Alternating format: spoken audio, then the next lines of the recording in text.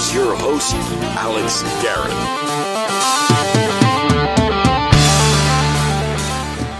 All right, well, it's another edition of Terminello's Take. And with me today, once again, is Lou Terminello. Lou, love to have you as always. Thanks for coming back. Thank you, Alex. Thank you very much. Glad to be with you. You know that. And before we start, I just want to pass my condolences to you on the passing of your wonderful father. God bless you. Well, I know he was very fond of you, and you guys had some great conversations over the years. I mean, it's 10 years you're part of this family, you know, that and we're all part of this family, right? It's crazy to think, but here we are. Yep. So, but thank you for that. And, you know, it's been tough, but I was mentioning on an earlier podcast, you know, the beautiful thing about what he's left behind, not just the lessons and life lessons learned, but with this rollerblade, like I can literally roll with the grief, and that's kind of what he's taught me, just to roll with things, right? And in the physical form of a skate, now I have to do it emotionally as well. So. Yes, that is a very, very good way of putting it, and that is wonderful that you look at that roller skate that your dad developed for you in that way. And he would want to talk about sports, and you know I've been buzzing your phone a lot because you know my dad and I did talk sports almost every night. That's why this is like active grieving, because it's like, well, I want to tell him, hey, then it talked about the Knicks almost about to win a series. I want to talk to him about the Rangers and how the Islanders survived. But you know what? I have my family and support system to do that now, and of course you're a big part of that. So let's dive into this, because I know you have your eyes on Aaron Rodgers' entry into New York and his press conference, which just ended a little while ago. Tell us what's going on. Yeah, it ended about 20 minutes ago. He was very, very happy. He was. You could tell that he was happy that this had happened. He was very, very glib with the media. It was, and everybody asked a question before they broke off into the one-on-ones. He has everything under control. I mean, obviously he's a great, great four-time MVP player. He's a first-ballot Hall of Famer. Just his presence on the field, in the locker room, in training camp, elevates the Jets to a new level. I mean, if he stays healthy and the Jets can build up that offensive line, give him protection, I think it's going to be a good year. I'm not predicting Super Bowl or bust. That's ridiculous. And any of these media gas bags who do that, they're just doing it for the sake of saying it. But I would like to see the Jets make the playoffs. That is more than a realistic goal, and hopefully maybe get a home game. But he was very, very impressive. He took time to study the history, if he didn't know it already, of the Jets. He said that Super Bowl III trophy that he walked by, the Vince Lombardi trophy, looked a little lonely, you know, in the front of the facility at Florham Park. He's all in, and we can just hope that that nothing happens physically, and the Jets will have a very challenging schedule. It should be a very, very interesting season, and I think it's going to be a successful one. He's ready. Can you break down the statement made by Joe Douglas yesterday where he said, well, this is a great move for Zach Wilson? Is he hoping Rodgers can tutor the newer quarterback, or is that what was his thought process? Because it drew some criticism, didn't it? Well, it's Zach Wilson is in a very, very unusual spot. This is a very unique spot. You don't see this where a guy was the anointed one for 2 years coming out of college. They handed him the starting job before training camp started, which I don't know, probably might have been a mistake looking back. Now he's going to sit for 1, 2, maybe 3 years, and then take over the reins again. I'm going to tell you, Alex, I don't see it. I don't know if he's going to still be around when Rodgers retires, whether it's 1 year, 2 years, maybe 3 years. It's a strange way of doing it the way the Jets have done it with Zach Wilson. Rodgers sat for 3 years behind Favre. Jordan Love sat for 4 years behind Rodgers. Now, that's more of a natural progression than an anointed starter, number 2 overall draft pick, playing for 2 years, sitting for 2 years, 3 years, 1 year, we don't know. It just seems a little weird to me. That I have no idea what Zach Wilson's future with the Jets is going to be. Who knows? Maybe having Rodgers there on an everyday basis will set off a light bulb in his head, and he'll reach his potential. I mean, Zach Wilson is a talented quarterback. He's got great skills. He just has made some horrendous mistakes, and doesn't have the confidence at times. Even if he just exudes Rodgers' confidence, you could see in the press conference. I mean, obviously this guy's a 4-time MVP and he's been in the league forever. But he exudes confidence, even talking in that press conference. So hopefully that translates onto the field and could bring Jet fans who, yes, are long suffering, some joy. And I think it's going. I think it will. Last year was really they felt like they were coming close to the playoffs. I felt like the Jets could smell the playoffs last year. Absolutely. Just a couple pieces fell apart, including the Breece Hall injury, and I think him coming back is going to be a big deal. But I also think that the way Zach handled himself was not beneficial to the team, and it all just kind of fell apart. But I think Saleh is he the coach for this move or what? Is he the guy that's going to keep Rodgers in check? Yeah, I mean, I don't think you have to keep Rodgers in check, but the key thing, and Rodgers mentioned this in the press conference, why he liked coming to the Jets was because of Nathaniel Hackett, his offensive coordinator at Green Bay, the coach of the Denver Broncos last year, and only lasted 1 year, but they interviewed Hackett. Hackett was thrilled. You could see the joy on Hackett's face about coaching Rodgers again. Let's face it, the Jets have the offensive rookie of the year and the defensive rookie of the year in the NFL. It's only happened once or twice in NFL history. Again, if Breece Hall hadn't gotten hurt, it would have probably been Garrett Wilson and Breece Hall 1-2 in the voting, or the other way around, Breece Hall, Garrett Wilson. Hopefully, he comes back from that ACL and has the burst that he had last year, and he's so dangerous in space. If they build up the offensive line this offseason and the offensive line gets continuity, I think it should be a fun year. We'll enjoy watching Jet football this year. They have a tough schedule. Kansas City at home, Philadelphia at home, the Chargers at home, at Dallas. They have to play the Giants. Obviously, it's in MetLife Stadium. The Jets are the visiting team this year. So, I mean, they got to play the Bills twice. So the schedule is very, very tough. But I'm glad that they have Rodgers at quarterback instead of Zach Wilson at quarterback to handle that type of schedule. Without a doubt, I just think it's going to be a game changer here. We'll have to see. Now, is health a factor in all of this? Because he is 38, right? But he's coming in here a little different than Favre did, because Favre was a little more beat up, I felt like. I think that Rodgers' health is still there. You're right. Favre was more beat up. He was more of a physical quarterback as far as running. Now, Rodgers is a better runner in his heyday, but Rodgers has protected himself better, and he's only had one major injury in his career. Yeah, he was banged up last year, but that was minor lingering injuries, which can affect you during the course of the season, but really doesn't put wear and tear on your body.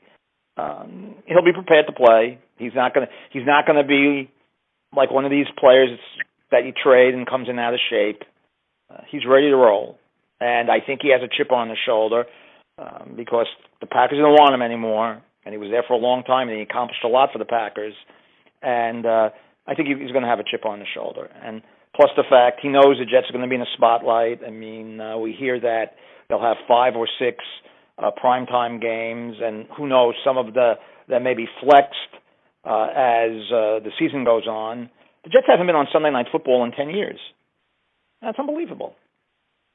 Well, Aaron will get him back there. Now, we can talk about all day about this, but I want to move on because there's a lot more to go. The fact is, the Knicks are going to win the playoff series for the first time since, I've got to believe, early 2000s. I mean, look, I feel like I was a kid when the Cavs won the playoffs. So, yeah, the last playoff series they won was 10 years ago when they won the first round with Carmelo Anthony in 2013. Before that, it was the early 2000s. They played very well in this series, and it was a good matchup for them. Like I said the last time we did a Terminello's take, and I said the Knicks' one advantage is going to be their rebounding. And the Knicks have killed them off the boards, even off the bench with Obi Toppin. He had 8 the other night and five offensive rebounds. The Knicks are more physical. I'm surprised that Cleveland, who has a good roster, but like the Knicks, are an inexperienced playoff team. The only players on both sides that have real playoff experience are their best 2 players, Jalen Brunson and Donovan Mitchell. Donovan Mitchell was horrendous on Sunday, which was really surprising. I can't see the Knicks losing 3 in a row. Their defense has been terrific. Mitchell Robinson and Hartenstein give him very good play at center. I mean, I think we said it last time. The Hartenstein free agency signing was one of the most underrated in the NBA all off season. Re-signing Mitchell Robinson, who's always hurt, but when he plays, he's effective. He's a rim protector. He's a terrific rebounder. They're going to win the series, and it looks like they might get the break of all breaks. Incredibly, a beat-up Miami Heat team is up 3-1 on Milwaukee, which is just a total head-scratcher. I know Antetokounmpo missed the game, but that shouldn't have made a difference. They blew a lead the other night at Miami. That is, you don't see that kind of upset in the NBA. In the NHL, you do. You don't see that kind of upset like Miami is doing to Milwaukee now. Now, that being said, I think Milwaukee could win 3 in a row and win the series. But if they don't, and it's 6 Miami, the Knicks are beating them. They're going to have home court advantage, and Miami doesn't have Tyler Hero, and Oladipo got hurt. Just goes to show you what a great coach Eric Spoelstra is in preparing his team. Well, and he's been there for like it felt like a decade or more now at this point, because he was there when they won in the 13, he was there. And he's still a young man, Alex. He's still a young man. It's not like he's one of these 66, 67-year-old coaches. So they gave him the reign pretty early. I guess that was Pat Riley's blessing as well. But yep. I want to get to a couple of personnel situations with the Knicks because he was under the radar as far as updates on your phone. You weren't hearing about R.J. Barrett much this year. But, man, oh, man, when he needed that bucket, he got that jumper. And that jumper, as far as I'm concerned, the fadeaway changed the course of that game because it cinched it for them in a sense. And then they just built off that. But if he doesn't make that shot, I don't know how that game goes, right? I mean, that was a big bucket down the stretch, and the Knicks took it from there. But R.J. Barrett, who's kind of been under the radar, finally showing off and looking like he's the right guy that they drafted a couple of years ago. Well, the only thing that's holding R.J. Barrett back is R.J. Barrett.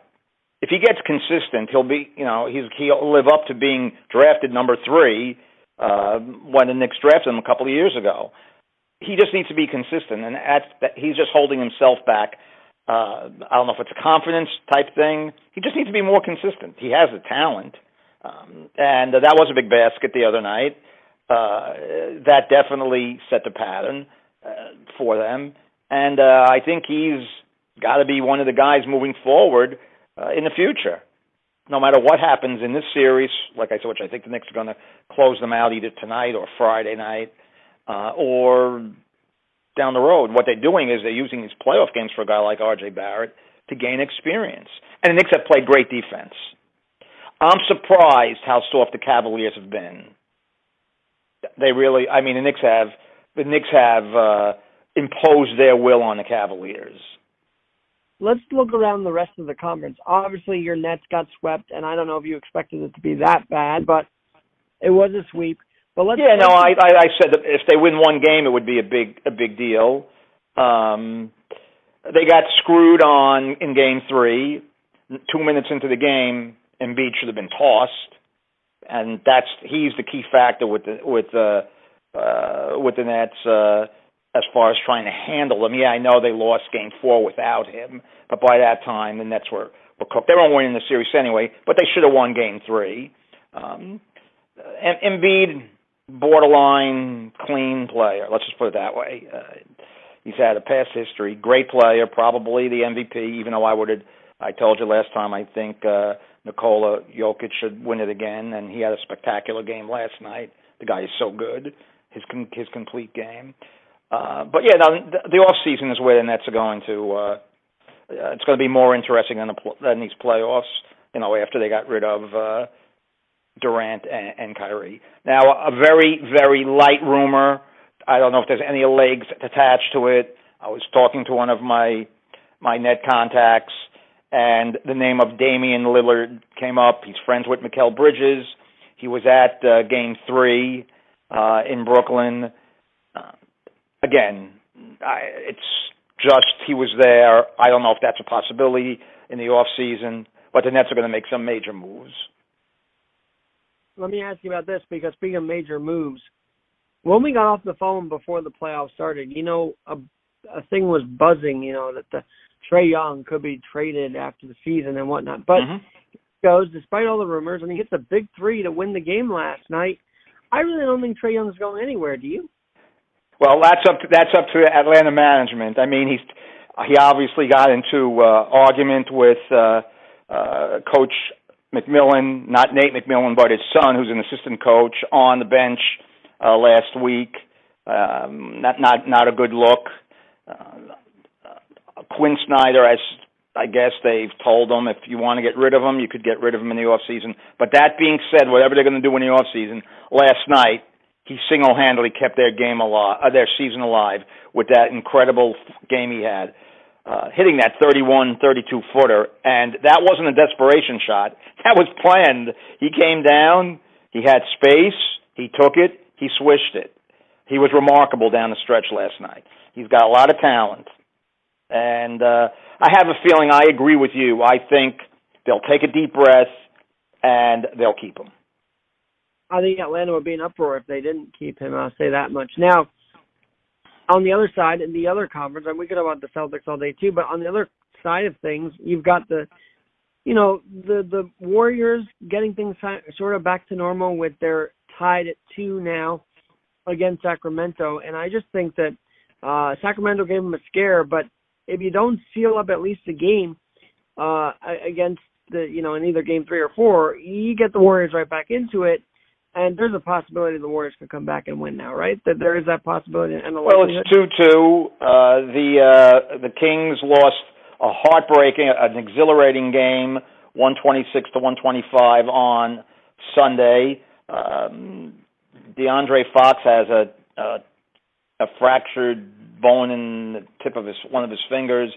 He'll be wearing protection on that finger tonight. He is a tremendous player that nobody really knows about.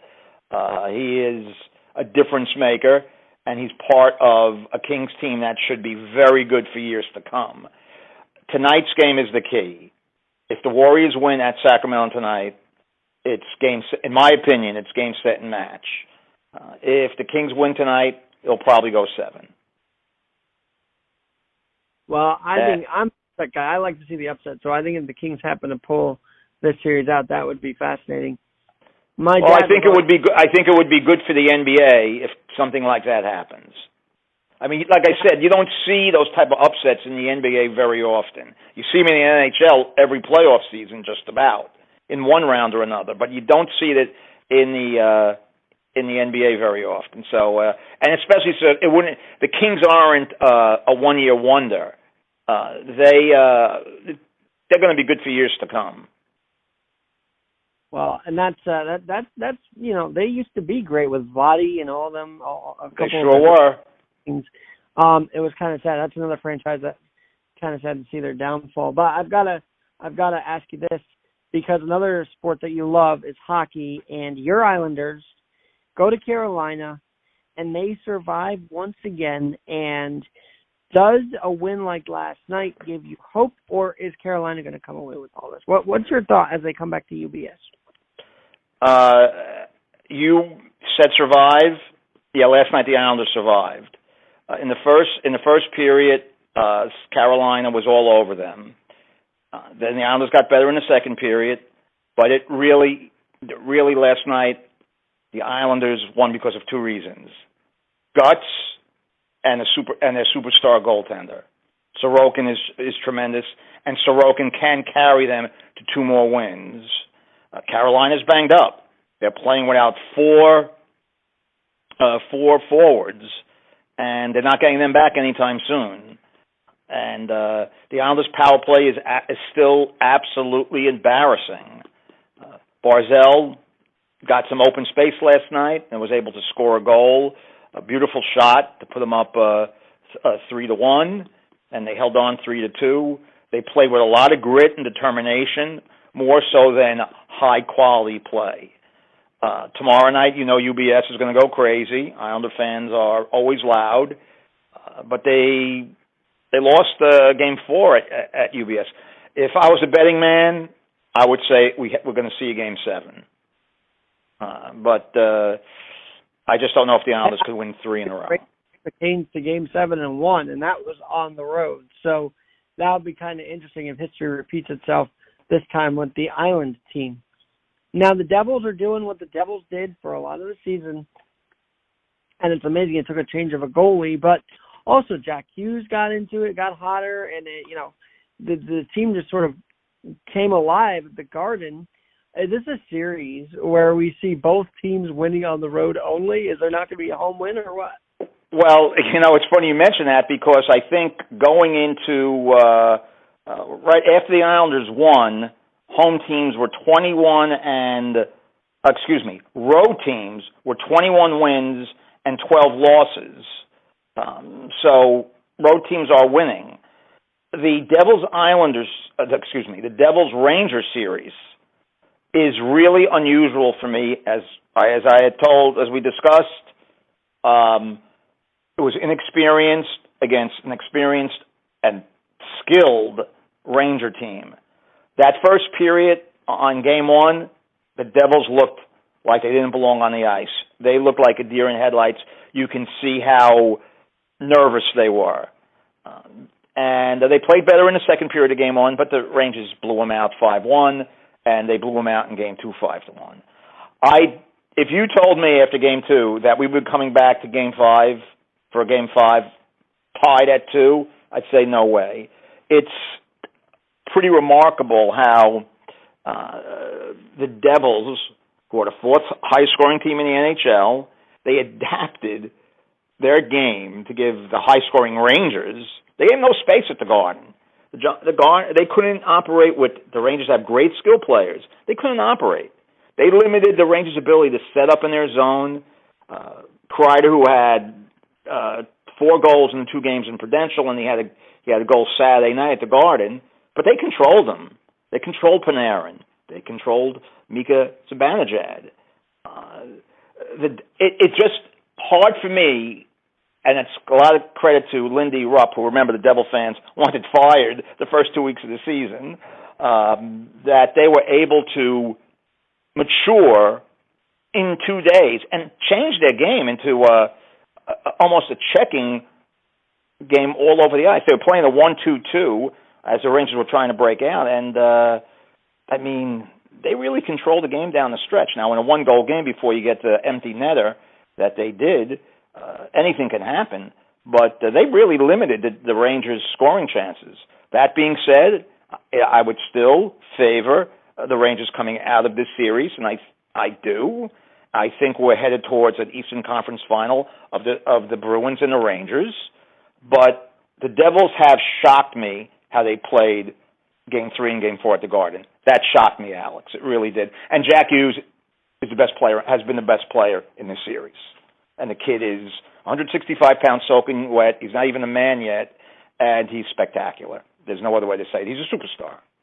He's a superstar that nobody knows about, especially in the metropolitan area. What about the goalie they put in? Isn't he a rookie? Yes, he is. I mean, there's nine first-time playoff participants on the Devils playing in this playoff. Akira Schmid, a rookie. I was shocked that they went away from Vanacek, but the kid played terrific. I guess he has a lot of confidence in himself. Goalies can single-handedly win a playoff series, especially goalies sometimes that the opposition doesn't really know about. But if the Rangers can get a goal on them, a dirty goal, a bad goal, that could shake his confidence and turn the series totally around. I still think the Rangers will advance from this series. But the Devils are a team, like I told you many, many times over the course of this hockey season. They're a team on the come that's going to be a power for a long time. One last talk about the NHL playoffs real quick. Connor McDavid, I kind of was kicking and screaming that, how come they're only 6th or 7th in the conference and, what is wrong? But here they are, looking pretty good against the Kings. And, if none of the Eastern Coast teams I want make it, I might go with the Oilers. They seem like an easy team to root for, aren't they? Well, obviously, they have the best player in the world in Connor McDavid, and they have a power play that I think broke the Islanders' record for power play efficiency. Not this Islander team, but the Islander team from the Dynasty years, 31, 32%, and they're cooking at the same type of percentage in this first round against the Kings. Their power play is deadly. It's lethal. Obviously, when you have Draisaitl and Connor McDavid and Evander Kane, it's deadly. I expect them to win the series. Them coming back from 3-0 down on Sunday night in Los Angeles. The Kings have a great defensive team, and they're still able to come back. That turned this series around. They lose that, and they're down 3-1. They might be cooked. So I think they'll advance to the next round, and we'll jump to another series. I think Tampa finally is vanquished by Toronto. They blew a lot of Toronto. You mean Toronto will actually win a playoff series? Is what you're saying? Alex, if they blow this one, they might as well blow up the team. I mean, because they got a gift. Toronto got a gift in Game 3. I mean, they were down 3-2. Tampa scored a goal that was waved off because the referee said he couldn't find the puck, but the puck clearly was loose, and Toronto scored with a minute to go to tie the game, then won in overtime. And then the other night, Tampa just blew it. They were up 4-1 midway through the third period on home ice and surrendered 3 straight goals to the Leafs, and then the Leafs won in overtime. I think after playing 12 playoff series the last 3 years, they're tired, they're worn out, they're done. They're playing game. I expect Game 5 at Toronto to be a Toronto victory. I think they will finally advance. Well, one of the things about hockey that I'm very interested about this, because obviously with Austin Matthews, we saw this coming for a while, and Tavares, we saw them possibly coming around the corner here in Toronto and actually winning a playoff series against the Lightning would be fascinating, and just because of the history of the Lightning the last 3 years. But before we go on to one quick baseball note, the Saddle Dome is going to, I guess, be demolished, and they're building a new arena in Calgary. Have you ever been to the Saddle Dome? It's been around for 40 years. No, I have never been to the Saddle Dome, and I was supposed to go one time with one of my buddies, and he went. He went, believe it or not. He lives in Staten Island, and for some reason, he's a Calgary Flames fan. I don't even know why or how that started, but he's been there a couple of times. And it was a building that was used in the 1988 Olympics also, and it's been their home since 1983. So I've never been there, but I think the building's still in pretty good shape. Believe it or not, it's the second oldest building in the NHL behind the Garden, but there's even a twist to that. The Garden was opened up in 1968, but there was a $200 million renovation in 2013. So the Garden's almost like a new building in itself. 100 years of Yankee Stadium on April 18th, 2023. You can, however, say it's 100 years of the Yankees on River Avenue because that's correct.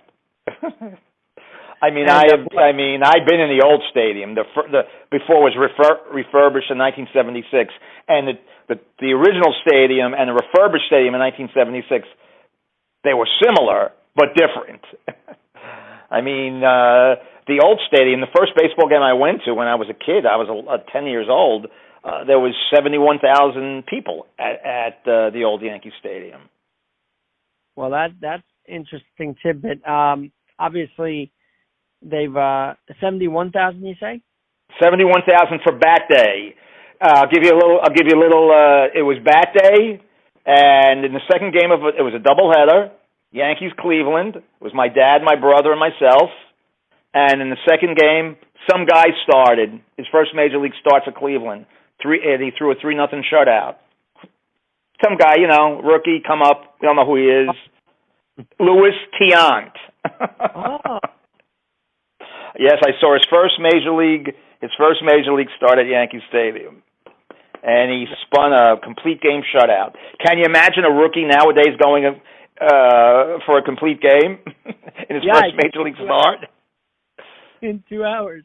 But that's a little tidbit there. All right. Well, Lou, speaking of baseball real fast, I'm a panicker in the sense of I know it's April, but this Yankee team made no adjustments in the off season except for signing Aaron Judge to 9 years. There's no other adjustments made, and when you have a guy like Willie Calhoun in the lineup, and you have Frenchie Cordero you're leaning on, they have some serious gaps in that lineup, and I think it's showing in the series against Toronto and in Minnesota. I know they won 12-6 today, but does the Yankees' non-action in the offseason hurt them this year?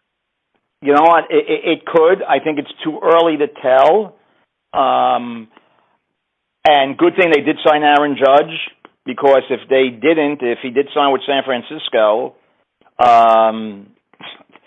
would have had a lot of issues. I don't know how good they are. I really don't. Let's wait and we'll see a little bit more. But you might be right. This could be a fallback year for the Yankees. Now, do I think they're going to finish with the 8th best record in Major League Baseball and not make the playoffs? I don't think that. I really don't.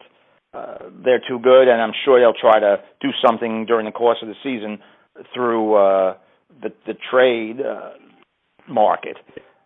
Now, just go ahead. Well, go ahead, and then I guess you're going to finish. Well, I was going to say, just keep your eye out on the Los Angeles Angels of Anaheim. If they are going nowhere in July, and they're going to be the usual Angels that are just going nowhere, I wouldn't be surprised if they put Ohtani up for trade. And you know that I'm sure the Yankees will be involved, and I know that Steve Cohen will be involved.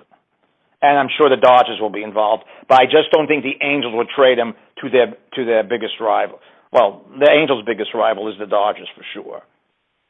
Ohtani, though, that's even Aaron Judge was like, well, I'm excited to see where he goes. Like, what does he know? And we don't know what he knows.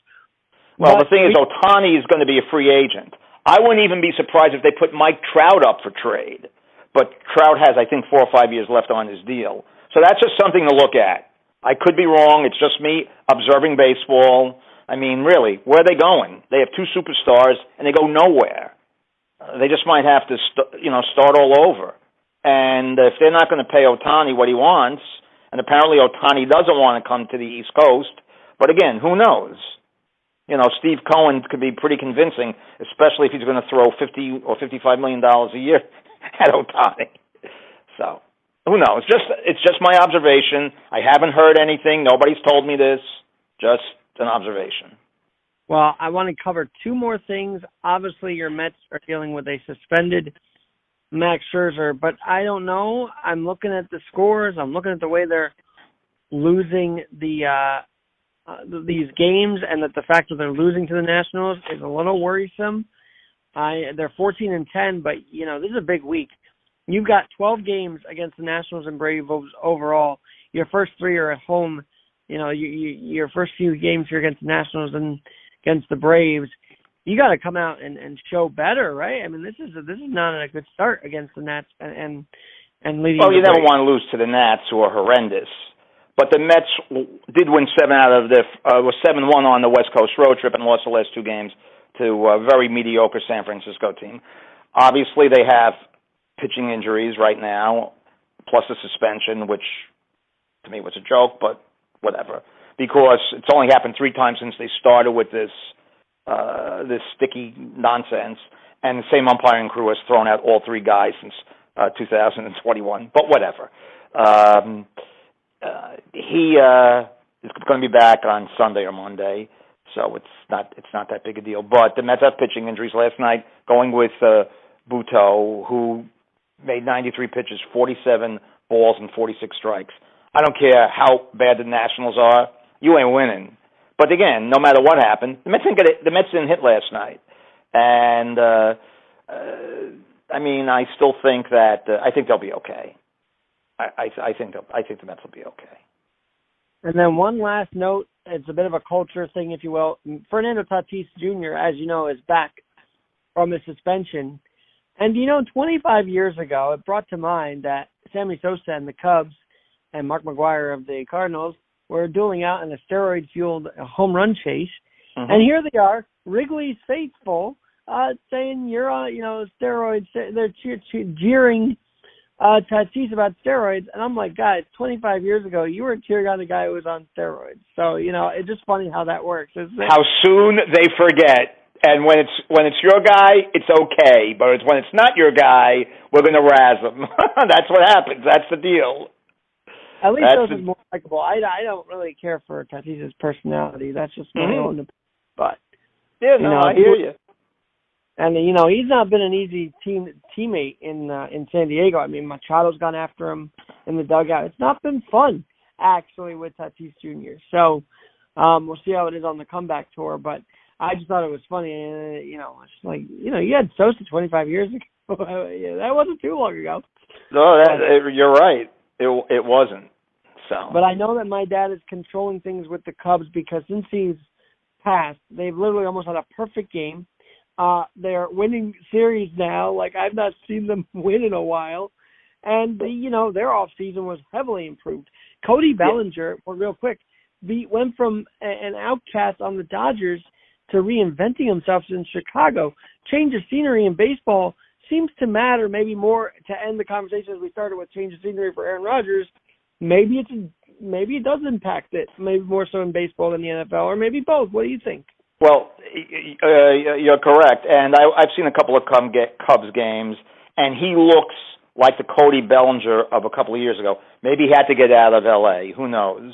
There's a lot of reasons why guys go into these funks that they can't get out of. I mean, he looked terrible in L.A., but he looks like the MVP Cody Bellinger so far.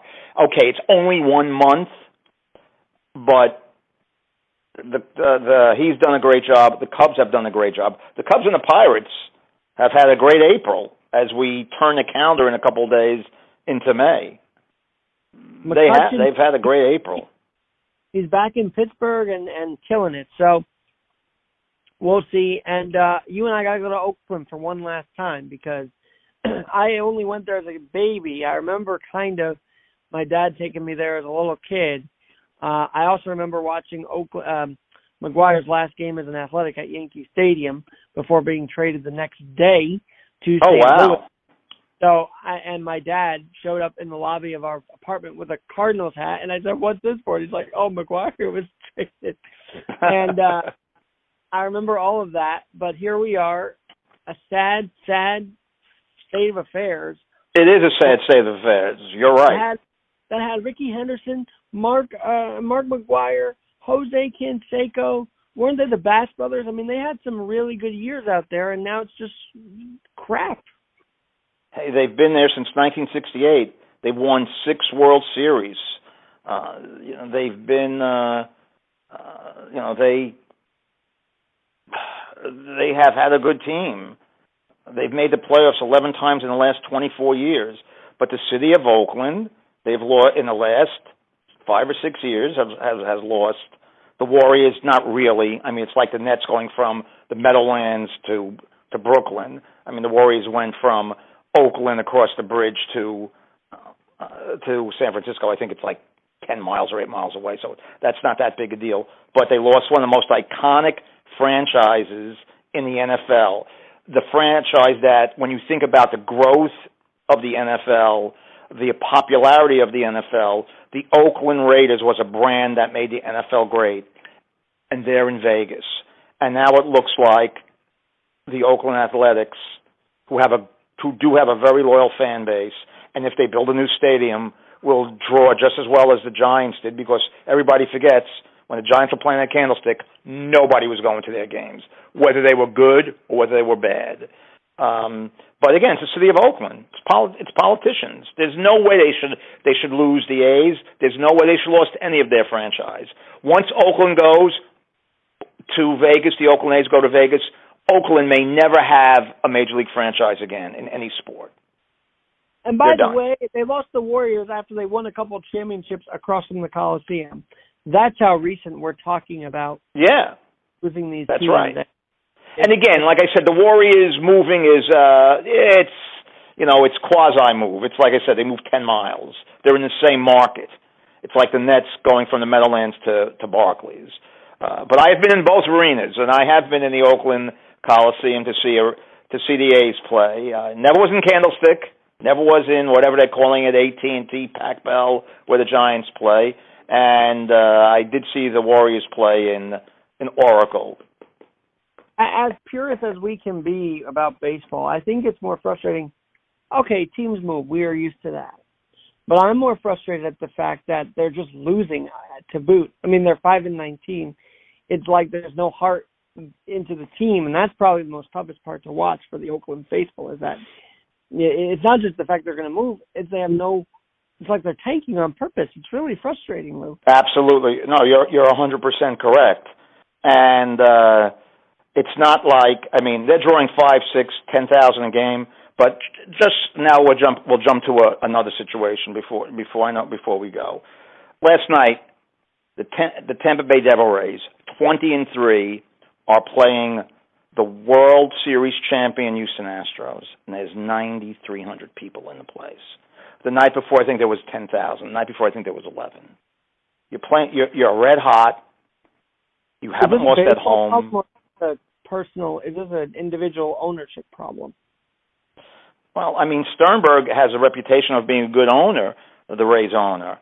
I don't know if it's the stadium is on the St. Petersburg side and not the Tampa side.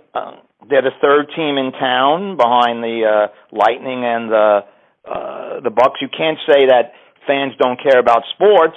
The Lightning have a 6-year consecutive sellout streak of 18,000 plus a game. But Major League Baseball has to do something about that Tampa Bay Rays problem.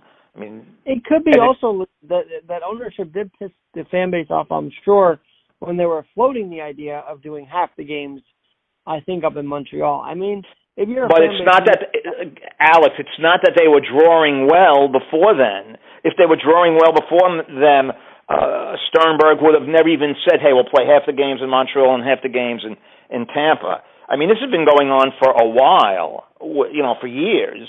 And like we've said in the past, they don't write checks to get free agents, but they have mastered analytics to the point that they win games. They are the standard for mastering analytics and turning analytics into victories. I'm so frustrated now that you tell me about their 9,300, because they're 14-0 last check. Yeah, they were 14. Last night was their first loss. There was 9,300 there last night. They made mention out of that, I mean, on the news, on the sports news. I mean, it's terrible. Not good, Lou. And I'm sure the prices, like, let's just do a real check here. Let's say you want to go to a Tampa game tonight, and I know you're going to say it's a third-party source, but let's see what they're offering, because I'm curious to know if it's $10. That's almost like seeing $10 to see a Devil team that was in the playoffs, So it's just kind of interesting. And well, the secondary market has killed. If you want to get into a game, you can get into a game. No, you really can. But let me just see here for Tampa. Just out of curiosity, tonight's game, 6:40, $13, and they're. I know it's early on, but that's still kind of frustrating. Actually, Met tickets were $5 tonight, so I don't know. It's just Well, again, what happens is these secondary sellers buy the big games, and they'll make their profit off the big games and sell the Washington Nationals as a lost leader, $5, $8, $10. That's an interesting market. You buy the ticket you're not going to and still sell it on the other market as if you're not going. It's kind of interesting how that could work too. But that's a story for another day. Lou, I will talk to you soon. It's been a pleasure, sir. And one last note. Do you know I had a fun little interaction with my sponsor, Fanatics, and they said, who would you rather guard, Steph or Giannis? And I said, well, my 4'10" self would not really want to guard against I ain't guarding the Giannis. And they said, we'd love to see that matchup. The guy could probably put me up in his arms. Absolutely. I mean, well, let's see. After tonight, Giannis may be guarding no one if they lose. That's still a surprise because they were, one of the top teams. Although we were watching a game where they got blown out by the Celtics, and I'm like, what Bucks team is this? I mean, this is during the regular season, so you never know. But Lou, always a pleasure, sir, and we'll keep on doing Terminello's Take in the next week or so. And thanks again for honoring my dad with me. It's been a tough couple of weeks, but I know it has, and it was my pleasure. And it's a pleasure to always be on the air with you. I'm Alex Garrett on the Alex Garrett Sports Spotlight with Lou Terminello. We'll talk to you soon.